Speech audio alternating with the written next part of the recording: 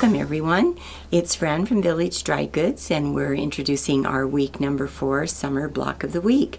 This week we're going to be doing a sawtooth star outside border, but it's also a sawtooth star inside and inside. So come on and let's go see how to put this puppy together. Here we go. We are ready to start on our sawtooth star and a star and a star block.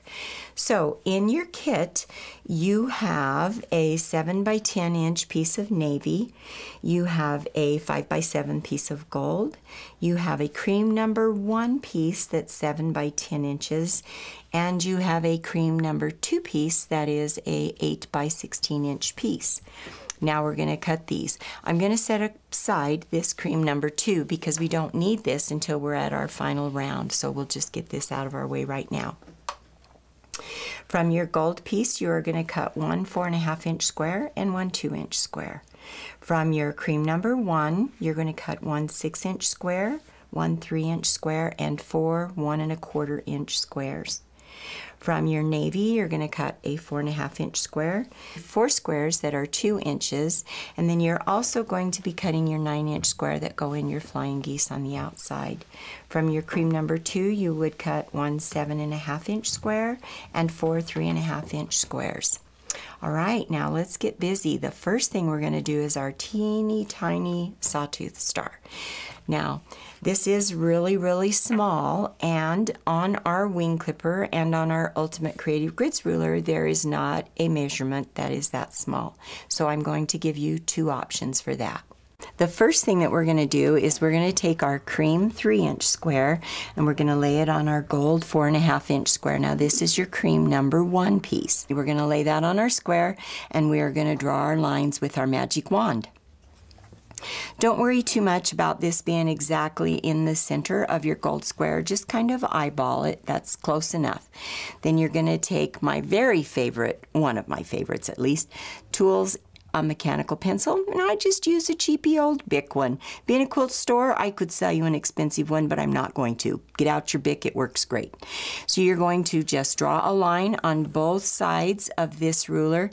That's your 1/4 inch seam line, so you don't have to draw a line down the center and then guess at where your 1/4 inch is on your sewing machine. So now we've drawn our line, sewn on both sides of our square. Now we're going to cut that apart. When I cut it apart, you're going to end up with 2 pieces that look just like this. You're going to be pressing those up towards the larger triangle. Both pieces up towards the larger triangle. Now, this is tricky part that kind of fools us once in a while. You're going to take these 2 pieces and you're going to rotate them so that your gold and cream match up, not your golds. And you are not worrying about where this seam is because it doesn't butt up to each other. That's where we get a little confused, I think, on making this method. So you're going to lay those 2 together just like this. Once again, you're going to use your magic wand or whatever method you prefer and draw those 2 lines. You're going to sew on both of those lines. Now, you cut that apart in the middle. Now, when you open it up, you have a block that looks like this. But before we do that, we're going to do one more little thing.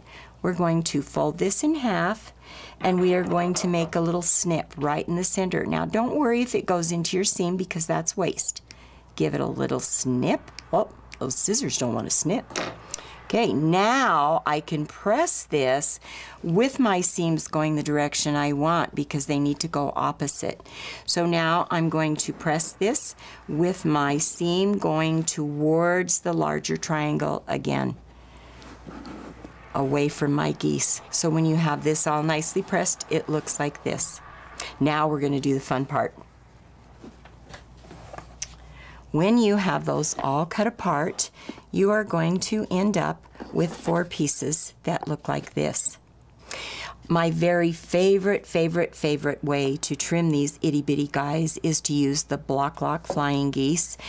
The size that's on this is 3/4 by 1.5, which I'm sorry is tiny, and yes, that's what size we need. So with this Block Lock ruler, I can lock that right into there, and I can trim around this on all 4 sides. I'm going to trim 1, 2, turn it around. keeping that locked right into that seam. The neat thing that Lock Block does, if you can see this colored area here, this little shadow, there is actually a groove in this ruler that locks right up into your seam. So when you're finished trimming that, voila, you've got your perfect Flying Geese unit. They are a little bit pricey, and they do only do one size, but I absolutely love it. So here's another method though, if you don't have that ruler. Now if you have it, please get it out and use it. That's what this is all about this time. We are going to be using rulers that we have. It justifies my buying them. Okay, so when we have all 4 of these pieces, I used this Creative Grids 1.5 by 6.5 inch ruler. Any ruler will work great. I like this ruler because it's got great 1/4 inch markings. So I'm going to take this ruler and I am going to put this ruler right here in the center. See where that number 4 is going? It can be any number on there. That part doesn't matter at all. But I am going to use that on there because I've got a nice line I can see. I've got a great 1/4 inch line up here. I'm going to take that and I'm going to lay that right at the tip of my block. And I'm going to trim it. Okay, now I've got my top part done. I could use either one of these now, can't I? Okay, so now I've got the top with my perfect 1/4 inch seam up there. This block will finish at 1 1/4 by 2 inches. Weird size, I know, but that's what we need it to be. So what I want to do is I want to make sure that I've got all my marks on here so I can see them. So if I'm going to do this at 1 1/4 by 2, I'm going to just come over here. Here's my 1/4 inch up here. Now I'm going to look down here and I'm going to say, okay, my 1 1/4 would be 1 1/8, which is right about here. Do you see now why I love the Lock Block? I don't have to think about it. It's no math. Do you see my 1/4 inch? And that's kind of hard to see, but it's right here. I am now going to come on this side and I'm going to trim it. When I do that, it looks like this. Ta-da. So now I've got this done on 2 sides. Now I can rotate this around. I can take my ruler again. I can lay it over here on my 2 and on my 1 1/4 inch line. Which is it right here? So I've got this guy all lined up. Now I'm going to trim my right side and trim my bottom. So see, you don't have to have a fancy ruler to do that. You can use your regular rulers. Just make sure you're not cutting your points off on there because we want our points to show in our star block.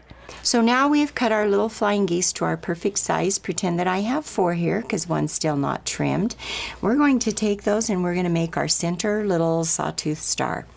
We're going to take 2 of those little Flying Geese units and we are going to sew them onto the sides of our 2 inch gold center square. We're going to take the other 2 Flying Geese and we're going to sew our 1 1/4 inch squares onto both ends of those. Then we're going to take that and we're going to sew our 1/4 inch seam. Look at that. There's our center star. Way cute.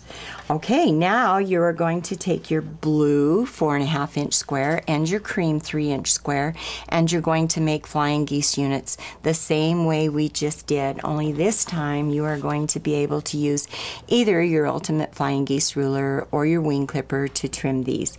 When these guys are trimmed up, these guys get to be a 2 by 3.5 inch size, which is a little more manageable. But aren't they cute with the tiny ones? Okay, so we've made all 4 of our Flying Geese units now with our blue and our cream number 1. So I'm going to take those and I'm going to again sew 2 on the sides. And then I better sew them on the sides going in the right direction though, hadn't I? Okay, so my star points go out. So I've got those 2 sewn on there. I'm going to take my blue 2 inch squares, sew those on the ends and sew those onto the top and onto the bottom. Then I'm going to repeat that whole process with my navy blue 9 inch, pretend that's 9 inches, square and my 7.5 inch cream number 2 squares. Make your 4 Flying Geese units again, and those Flying Geese units get sewn all the way around again onto the two sides. Add your 4 squares to the top and the bottom, sew those on, and there you have it. There's your star in a star in a star.